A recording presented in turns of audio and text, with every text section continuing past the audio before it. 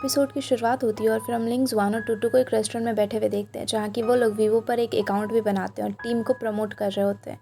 वो लोग कोशिश कर रहे होते हैं कि किसी तरह से इनके और भी ज़्यादा फैंस बन सके और इन्हें कोई स्पॉन्सर कर सके, क्योंकि इन्हें भी बहुत सारी चीज़ों की ज़रूरत थी। और अभी जूनियर के पास में तो बिल्कुल भी पैसे नहीं थे, क्योंकि ग्रैंडपा ने तो उसके सारे कार्ड्स को ही ब्लॉक कर दिया था। अब ये लोग वहाँ पर काफ़ी अच्छे से एडिटिंग वगैरह करते हैं और पिक्चर्स डालते हैं। फिर सारे लोग साथ में बैठकर कोर्ट में बातें कर रहे होते हैं। लिंग्सवान कहता है कि उसने काफ़ी अच्छे से एडिटिंग की है, तो काफ़ी सारे व्यूज़ भी आए होंगे। लेकिन जब वो लोग खोल कर देखते तो वहाँ पर बस 15 लोगों ने ही देखा था। इस पे टूटू कहती है कि इतने तो जब वो अपने पिक्चर्स डालती है तब भी ज़्यादा आते हैं, और इससे काफ़ी ज़्यादा लोग तो इसे लाइक भी कर देते हैं, जो कि पहचान भी नहीं रहे, और यहाँ तो बस 15 व्यू ही आए हैं। सारे लोग इस बात को लेकर टेंशन में आ जाते हैं कि आखिरकार वो किस तरह से अच्छी एक फ़ैन बेस बना सके अपनी। उनके पास में पैसे तो होते नहीं है, जिसकी उन्हें बहुत ज़्यादा ज़रूरत थी। अब थोड़ी देर के बाद में जूनियर जब जा रहा होता है तो उसे एक ऑफ़र मिलता है। एक छोटे से कंपनी से एक आदमी आकर उसे ऑफ़र देता है कि वो उसे एक फ़ोटोशूट के लिए ऑफ़र देता है। वो कहता है कि वो उसके ब्रांड के लिए मॉडलिंग कर सकता है, और फिर वो उसे कहता है कि वो उसे 50,000 युआन देगा। ये सुनकर जूनियर भी अब मान जाता है। वो कहता है कि ठीक है, अगर इतने ज़्यादा पैसे मिलेंगे तो मैं तुम्हें बताऊँगा बाद में। फिर वो आके ये सारी चीज़ें अपने दोस्तों को बताता है और सारे लोगों से शेयर करता है। अब जूनियर जब वहाँ से चला जाता है तो ये सारे लोग सोच रहे थे कि आखिर ऐसा क्या काम है, बस फ़ोटोशूट के लिए इतना ज़्यादा पैसा ये लोग इसे पे कर रहे हैं। इसके बावजूद भी कि कभी भी जूनियर ने मॉडलिंग वगैरह की नहीं और इसे इसमें थोड़ा सा भी एक्सपीरियंस नहीं है। अब ये लोग सारे खुद ही सोचने लग जाते हैं कि पता नहीं आखिर वो कंपनी ऐसा क्या सोच रही है। और इसी समय टूटू कहती है कि शायद वो लोग इसकी नेक्ड फ़ोटोशूट तो नहीं करने वाले। इससे सारे लोग घबरा जाते हैं। अब जब जूनियर उस कंपनी में जाता है शूट के लिए तो वहाँ पे सारे लोग काफ़ी अच्छे होते हैं और ऐसा कुछ भी नहीं होता। वो लोग अच्छे से उसका फ़ोटोशूट कर रहे होते हैं।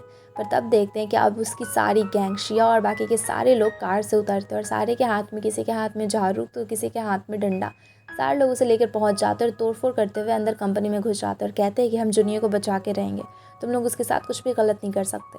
अब वो लोग जब अंदर जाके देखते हैं तो वहाँ तो आराम सा डिसेंट सा फोटोशूट चल रहा था। ऐसा कुछ भी नहीं था जैसा इन लोगों ने सोचा था।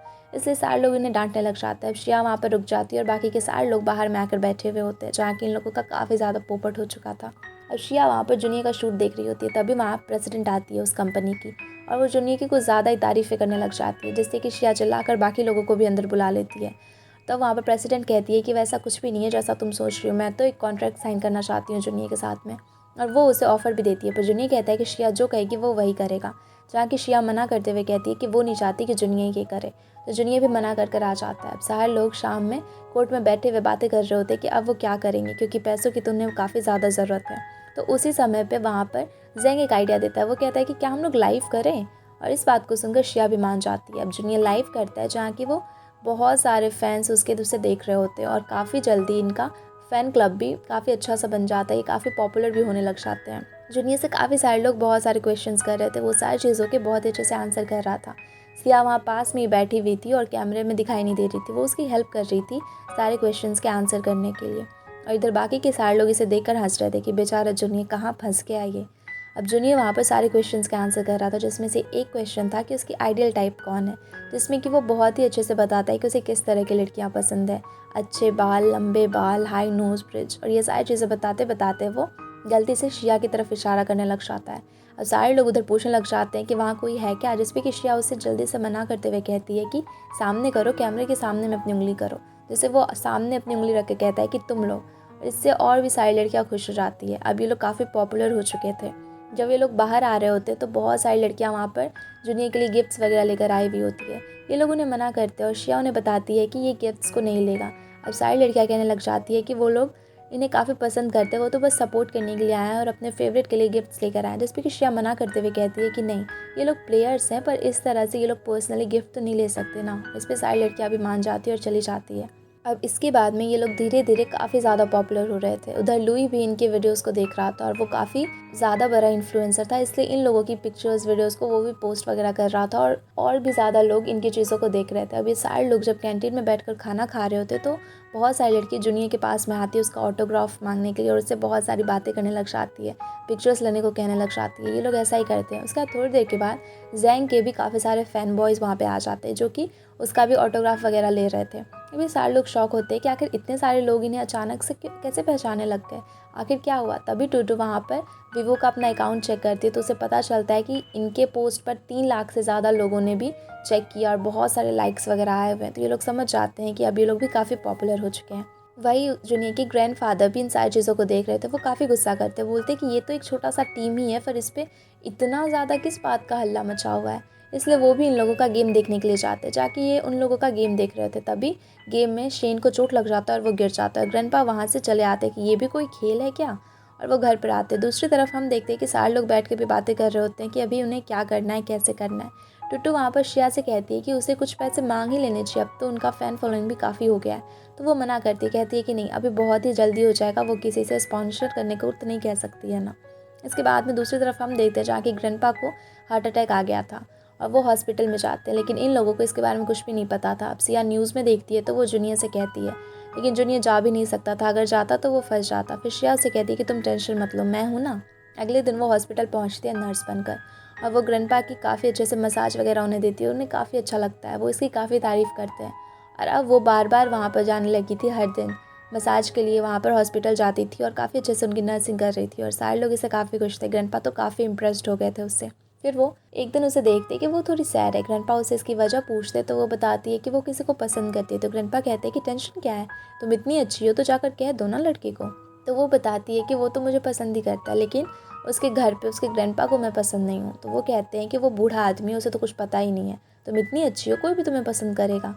और वो हंसने लग जाती है। अगले दिन जूनियर अपने ग्रैंडपा से मिलने के लिए जाता है, जाके ग्रैंडपा उस पर काफ़ी गुस्सा करते, कहते हैं अभी आए हो, जाओ अपने टीम के साथ में खेलो, वो लोग तो नहीं आए देखने के लिए भी मुझे। जिस पे वो कहता है कि वो लोग भी आए हैं और सारे लोग अंदर आ जाते हैं, जहाँ की शिया भी होती है। पर वहाँ पर शिया ने अपने फेस को फ्लावर से ढक कर रखा हुआ था। जब वो ग्रैंडपा के सामने में जाती है और फ्लावर्स को हटाती है तो वो उसका शक्ल देखते हैं और वो कहते हैं कि अरे तुम तो शिया हो। तो वो कहती है कि हाँ ग्रैंडपा मैं ही हूँ, जैसे कि जूनियर पसंद करता है। और फिर वो समझ जाते हैं कि उस दिन वो किस ओल्ड ग्रैंडपा के बारे में बात कर रही थी और फिर उन्हें भी तो श्रेया पसंद ही थी, इसलिए वो श्रेया से बात करने लग जाते हैं। श्रेया उन्हें बाहर लेकर जाती है। वो दोनों जब वॉक कर रहे होते हैं तभी उससे ग्रैंडपा पूछते हैं कि आखिर बास्केटबॉल इतना ज़्यादा इंपॉर्टेंट है क्यों। जिस पे कि श्रेया उन्हें अच्छे से समझाती है कि किसी के लिए ये जीने की वजह है, किसी के लिए बस स्पोर्ट्स है तो किसी के लिए उसकी पूरी लाइफ। और ग्रैंडपा भी समझ जाते हैं और अब वो मान जाते हैं और साथ ही साथ वो श्रेया से कहते हैं कि ठीक है, फिर वो उसकी टीम को स्पॉन्सर भी करेंगे। ये सुनकर वो काफ़ी खुश हो जाती है, पर कहते हैं कि इसके लिए जूनियर अगर अच्छा खेलेगा तभी वो ऐसा करेंगे। तो एक प्रैक्टिस मैच होता है फिर से क्विंगमैन और शेनवान के बीच में और अब ये लोग गेम की शुरुआत करते हैं, जहाँ कि ये लोग काफ़ी अच्छे से खेल रहे होते हैं और क्विंगमैन अब किसी से भी हार नहीं रहा होता है। श्रेया की टीम इतनी अच्छे से परफॉर्म कर रही होती है, वो लोग पहले ही बहुत ज़्यादा लीड ले लेते हैं और चूरन की टीम तो बहुत ही पीछे हो गई थी, लेकिन फिर भी वो लोग अपना काफ़ी अच्छा कमबैक देते हैं और धीरे धीरे वो लोग भी काफ़ी बास्केट करने लग जाते हैं। और वहाँ पर अभी मैच देखने के लिए टुट्टू, शिया, एना के साथ में लुई भी आया हुआ था। वो चार लोग बैठकर बातें कर रहे होते हैं कि अभी गेम किस डायरेक्शन में जा रहा है और ये लोग क्या कर रहे हैं। विंगमैन की टीम पहले ही बहुत ज़्यादा लीड पॉइंट्स ले लेती है और हम देखते हैं कि शिया गेम स्टार्ट होने से पहले इन सारे लोगों को समझा रही थी। वो शेन से कहती है कि वो हमेशा 3 पॉइंट्स करता है, तो अगर वो 3 पॉइंट्स अगर 2-3 बार कर दे तो वो काफ़ी ज़्यादा अच्छे से लीड ले लेंगे और उसके बाद अगर सेकेंड हाफ में वो लोग उतना ज़्यादा अच्छा परफॉर्म ना भी करें फिर भी वो लोग काफ़ी अच्छे से खेल सकते हैं और गेम को जीत सकते हैं। और ये लोग फर्स्ट हाफ में बिल्कुल वैसा ही करते हैं, ये लोग काफ़ी अच्छे से परफॉर्म करते हैं और शेन भी इनकी हेल्प करता है और वो 3 पॉइंट्स 2-3 बार ले लेता है, जिसकी वजह से कि ये लोग काफ़ी आगे हो जाते हैं। और अब फर्स्ट हाफ जब ख़त्म होता है तो सेकेंड हाफ की शुरुआत से पहले हम देखते हैं कि कोच हान चुरन से कह रहे होते हैं कि इन लोगों ने कितनी ज़्यादा बड़ी गलती कर दी, ये लोग किस तरह से खेल रहे हैं और वो इन सारी चीज़ों के बारे में ही बातें कर रहे होते हैं कि ये लोग अच्छे से परफॉर्म नहीं कर रहे हैं और बाकी सारी बातें। पर चुरन कहता है कि कोई बात नहीं, हम अभी भी जीत सकते हैं। उसके बाद गेम फिर से शुरू होता है, जहाँ की सेकेंड हाफ में भी ये लोग काफ़ी अच्छे से परफॉर्म कर रहे होते हैं। शिया की टीम तो काफ़ी अच्छा कर रही होती है और उनके पास तो लीड भी था, जिसकी वजह से वो लोग काफ़ी अच्छा करते हैं और पहले ही वो लोग 25 पॉइंट्स लीड ले लेते हैं। जैसे कि अब सारे लोगों को लग रहा था कि पक्का क्विंगमैन तो जीतेगी ही, उसे कोई भी हरा ही नहीं सकता क्योंकि उनकी टीम ने पहले से इतना ज़्यादा अच्छे से परफॉर्म किया है। लुई भी कह रहा होता है कि अब तुम्हारी टीम पक्का जीतेगी शिया, लेकिन तभी वहाँ पर चूरन आता है जो कि कहता है अपने कोच से कि वो अब रिप्लेस करेगा एक प्लेयर को और वो जाएगा और वो वहाँ पर खेलने के लिए जाता है। पर चूरन काफ़ी ज़्यादा अच्छा खेल रहा होता है, हालांकि इन्होंने काफ़ी ज़्यादा पॉइंट्स आगे ले लिए थे, पर इसके बावजूद भी चूरन वहाँ पर जाता है तो सारे लोगों को हराने लग जाता है। वो इतने ज़्यादा बास्केट करने लग जाते हैं, ये सारे लोग शॉक हो जाते हैं। सारे लोगों को लग रहा था कि चूरन इतने अच्छे से कैसे बास्केट कर सकता है। फिर शिया को फेंग की बात याद आती है, जहाँ की फेंग कह रहा था कि वो ज़्यादा ऊँचा कूद नहीं सकता, उसे कुछ प्रॉब्लम्स थी। पर शिया उसे बताती है कि उसने डॉक्टर से रिपोर्ट वगैरह ली और अब वो बिल्कुल फिट है, वो अच्छे से कूद भी सकता है। और इस समय फेंग काफ़ी अच्छे से जंप करता है और ऑलमोस्ट उसने बास्केट कर ही दिया था, पर फिर उसके सामने में चूरन आ जाता है जो कि उसे बॉल डालने नहीं देता, जिससे कि उसे भी बुरा लगता है क्योंकि इस समय एना भी उसके लिए चीयर कर रही होती है। पर इतना कुछ करने के बावजूद भी वो लोग बास्केट नहीं कर पाते और चूरन बार बार बास्केट ही किए जा रहा था। तभी कोच हान वहाँ पर आते हैं, जो कि शिया और बाकी सारे लोगों के पास में आके उन लोगों की बेइज्जती कर रहे थे। वो कह रहे थे कि देखो चूरन तो हमारी टीम को जितवा ही देगा और तुम्हारी टीम कभी भी अच्छा कर ही नहीं पाएगी, तुम ओवर कॉन्फिडेंट थी शिया। और ये सारी बातें उसे कहने लग जाते हैं, लेकिन तभी सारे लोग मिलकर उनका पोपट कर देते हैं। टूटू उनसे कहती है कि अंकल आप प्लीज़ जाओ यहाँ से, आप कोच हो दूसरे टीम के, तो आपको नहीं लगता कि दूसरी टीम को आके अच्छे से इतने ज़्यादा टैक्टिक्स बताना सही नहीं होगा। और वहाँ पर लुई भी उनका मजाक बना देता है, जैसे कि वो गुस्सा होकर वहाँ से चले जाते हैं। अब शिया ने भी सेकेंड हाफ शुरू होने से पहले वहाँ पर जूनियर से बोला था कि अगर वो अच्छे से परफॉर्म नहीं करेगा तो शायद उसके ग्रैंडपा इन दोनों को साथ में ना रहने दे, क्योंकि वही तो स्पॉन्सर कर रहा है। और इसी वजह से जूनियर अभी भी काफ़ी अच्छे से खेल रहा था और वो बिल्कुल ही अपनी तरफ से पूरी कोशिश कर रहा था और बास्केट भी काफ़ी कर रहा था। पर और सारे प्लेयर्स अच्छा नहीं कर पा रहे थे। वहाँ पर लिंग्स वान, जिसने कि काफ़ी प्रैक्टिस की थी, वो भी अच्छे से जाता है बास्केट करने को, पर वहाँ पर भी चूरन उसे हरा देता और बास्केट करने नहीं देता, जिससे कि वो नीचे गिर जाता है। यहाँ पर जूनियर उसे उठाता तो है, पर इन दोनों में झगड़ा हो जाता है, जिससे कि लिंग्सवान कहता है कि मैं भी तो प्लेयर हूँ ना टीम का, तो तुम अच्छे से बात करो। जिस पे जूनियर से कहता है कि जिस दिन तुम मुझसे अच्छा खेलोगे ना, उस दिन मुझसे आना बात करने को। और इन दोनों में भी बहुत ज़्यादा अनबन हो जाती है। लेकिन फिर भी लास्ट में जूनियर एक बास्केट कर देता है और अब ये लोग काफ़ी अच्छे से खेल रहे थे, इसके बावजूद भी ये लोग हार जाते हैं, और वो भी 10 पॉइंट से। पर ये लोग इस बार खुश थे क्योंकि इन्होंने मेन टीम के साथ में खेला था और उन्हें इतना ज़्यादा कड़ा टक्कर भी दिया था। और यहाँ पर चूरन और कोच वो लोग ज़्यादा परेशान थे। हालांकि उनकी टीम जीत तो गई थी, पर फिर भी वो लोग ज़्यादा परेशान थे। और दूसरी तरफ शिया की टीम काफ़ी खुश थे। इसके बाद ये सारे लोग एक साथ कोर्ट में बैठे हुए होते हैं। इसके बाद जूनियर और शिया साथ में घूम रहे होते, जहाँ के बहुत सारे लोग इनकी पिक्चर्स वगैरह ले रहे होते, क्योंकि ये काफ़ी ज़्यादा पॉपुलर कपल हो चुके थे। और इसके बाद में ये लोग इसी तरह बातें कर रहे होते, जहाँ जूनियर से बताता है कि इसके ग्रैंडपा ने किस किस चीज़ों में इन्वेस्ट किया यहाँ पर, और आधे से ज़्यादा चीज़ों में तो उन्होंने इन्वेस्ट ही किया था। और इसी तरह शिया भी मजाक कर रही होती, वो कह रही होती कि अच्छा तब तो मैं आधे से ज़्यादा स्कूल की मालकिन हूँ। और इस तरह वो लोग हंस के जा रहे होते हैं। तभी वो लोग एक जगह जाते हैं जहाँ कि उन्हें शेन दिखता है। शेन वहाँ पर दरअसल अपने टीचर से अपने हाथ के बारे में पूछ रहा था, क्योंकि उसके हाथ में अभी बहुत ज़्यादा दर्द हो रहा था और वो वहाँ पर किसी भी लोगों को इसके बारे में बता नहीं रहा होता है, क्योंकि वो नहीं चाहता था कि उसकी वजह से टीम में किसी भी तरह का दबाव पड़े या फिर वो लोग गेम अच्छे से खेल ना पाए। पर उसके हाथों की हालत तो भी बहुत ज़्यादा ख़राब थी और उसने पट्टी वट्टी कराई हुई थी। जब वो बाहर आता है तो वहाँ पर शिया और जूनियर दोनों उसे देख लेते हैं और यहाँ पर उसे बताना पड़ता है कि उसके हाथ की हालत कितनी ज़्यादा ख़राब है। इसके बाद में सारे लोग कोर्ट में उठते हैं, जहाँ कि अभी शेन नहीं आया हुआ होता है और शिया काफ़ी ज़्यादा टेंशन में होती है। बाकी के लोग उससे पूछते हैं कि आखिर वो आया क्यों नहीं, जिससे कि शिया उदास होकर वहाँ से चली जाती है। अब शिया अच्छे से ट्रेनिंग पर भी ध्यान नहीं दे रही होती है। वो बैठकर अपने पापा की डायरी पढ़ रही होती है, जिसमें कि उन्होंने लिखा था कि सबसे ज़्यादा इम्पॉर्टेंट हेल्थ है और गेम की वजह से किसी भी प्लेयर की हेल्थ ख़राब हो ये बिल्कुल भी सही नहीं है। उन्हें अपने आप का ध्यान हमेशा रखना चाहिए। और ये सारी चीज़ों की वजह शिया खुद को ही मान रही होती है। वो सोच रही थी कि उसी की वजह से शेन के साथ में ये हुआ। तो शुरुआत में उसके हाथ में चोट लगा था, तो उसी समय उसे उससे बात करनी चाहिए थी और पूछना चाहिए था कि वो ठीक तो है क्या नहीं, पर उसने कभी भी ऐसा नहीं किया। और इसके बाद में वो बिल्कुल भी ध्यान नहीं दे रही होती ट्रेनिंग पर। और अब जूनियर और बाकी सारे लोग मिलकर उसे बुलाते हैं। जब वो कोर्ट में जाती है तो वहाँ पर सभी लोग बैठकर बता रहे होते हैं कि वो लोग क्या क्या गलत करते हैं, उनमें क्या क्या गलतियाँ हैं। वो लोग अपनी मिस्टेक्स उसे बताते हैं और फिर कहते हैं कि हमें ट्रेन करो ना, हमें अच्छे से सीखना है। पर शिया फिर भी उन्हें कुछ भी नहीं बताती और वहाँ से जाने लग जाती है। सारे लोग उससे बताने को कहते हैं और सिखाने को कहते हैं, पर शिया उतना अभी भी ध्यान नहीं दे रही होती है। जूनियर उसे हंसाने की कोशिश भी करता है। उसके बाद कुछ देर के बाद वहाँ पर उनकी प्रिंसिपल आती है, जो कि वो कहती हैं कि इन्होंने काफ़ी अच्छे से कोशिश करी है और अभी टीम, जो कि परमानेंट टीम भी नहीं थी, बस एक कुछ टाइम के लिए उन्होंने टेम्पररी टीम बनाई थी, जिसने कि काफ़ी अच्छा परफॉर्म किया। और वो यहाँ पर अभी इसे ऑफिशियल टीम बताते हैं पूरे स्कूल की, जिससे कि सारे लोग काफ़ी खुश हो जाते हैं। और फिर वो इसी सारी चीज़ों में बात करते करते कहती हैं कि तुम लोग अपने हेल्थ का भी ध्यान रखना, जिससे कि शिया को और भी ज़्यादा बुरा लगता है और वो वहाँ से चली जाती है। अब फिर जुन उसे मनाने के लिए जाता है, वो उसके साथ में घूम रहा होता है। फिर वो कहता है कि वो कुछ भी कर सकता है और अगले दिन वो उसे शॉपिंग के लिए लेकर जाता है ताकि उसका मूड सही हो सके। वो उसे बहुत ही अच्छे और बड़े से जगह पे लेके जाता है, जिस शॉप पे कि जब वो कपड़े ले रही होती है तो वहाँ पर जूनियर से बार बार चेंज करने को कह रहा होता है। वो अब एक पैंट वाली ड्रेस पहन कर आती है, पर वो इस तरह से ना वहाँ पे बिहेव करती है कि वो पैंट ही फट जाती है। उसके बाद में वो रिंग लेने को जाती है, जहाँ कि वो रिंग को निकालते हुए उसे गिरा देती है और वहाँ पर बैठी वो शॉप की लेडी भी उसे अजीब तरीके से देखने लग जाती है कि ये क्या कर रही है। फिर जब वो पर्स लेने के लिए जाती है तो वो एक बहुत ही अच्छे से पर्स को पसंद करती है, लेकिन वो थोड़ा बड़ा था। जूनियर उसे कहता है कि पर्स वगैरह छोटी अच्छी लगती है, तुम बैग की तरह में क्यों ले रही हो, जैसे कि वो कहती है कि मैं इसमें बास्केटबॉल लेके चलूँगी ना। जूनियर भी हंसने लग जाता है। वो जिस भी जगह उसे लेकर जा रहा था वो कुछ ना कुछ अजीब हरकतें कर रही थी। उसके बाद में वो लोग बहुत ज़्यादा शॉपिंग करते और अब उनकी गाड़ी भी भर चुकी थी।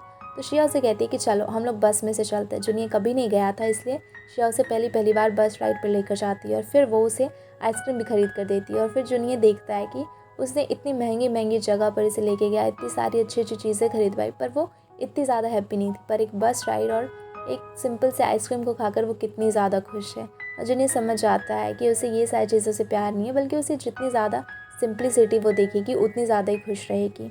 इसके बाद में जब सारे लोग फिर से एक बार कोर्ट में बैठे हुए होते हैं, तो वहाँ पर सारे लोग काफ़ी ज़्यादा सैड होते हैं।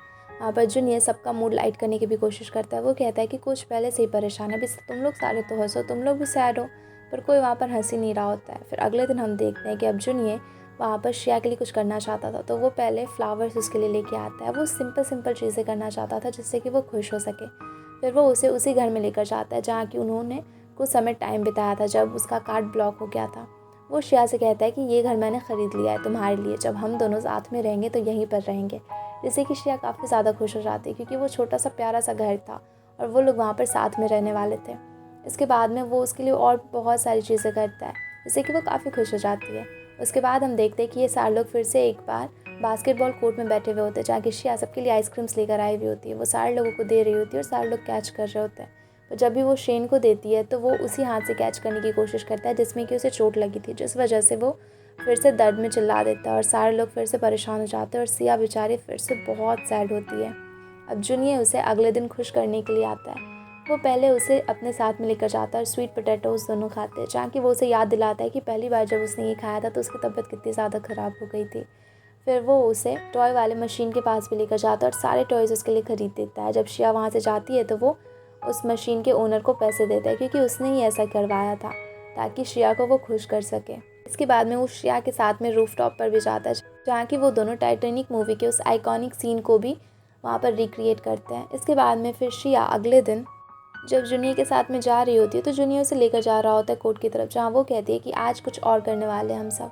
और फिर वो उसे फिर से अपने साथ में शॉपिंग वगैरह करवाने के लिए लेके जाती है। वो लोग वेजिटेबल्स वगैरह खरीदते हैं। फिर घर आके वो दोनों एक साथ में श्रेया की वो फेवरेट वाली श्रिम्प बनाते हैं और वो लोग फिर से खाने को जला देते हैं, पर फिर भी हंस के दोनों एक साथ डिनर करते हैं। अब डिनर के बाद में जूनियर जब श्रेया को वहाँ पर वापस घर छोड़ने के लिए जा रहा होता है तो वो कहती है कि ठीक है। फिर वो एक स्टैम्प मारेगी उस पर कि वो उसका है, और वो कहता है कि ठीक है मैं पेन पेपर कुछ लेकर आता हूँ, पर वो उसके हाथ पे बाइट कर देती है और ऐसा लग जाती है। अगले दिन हम देखते हैं कि वो लुई को परेशान कर रही होती है, धीरे धीरे उसके पीछे से जा रही होती है और वो जहाँ भी जा रहा होता है वो उसे स्टॉप कर रही होती है। लुई कहता है कि मुझे पता है तुम यहीं पर हो, इसलिए बताओ श्रेया क्या करना है।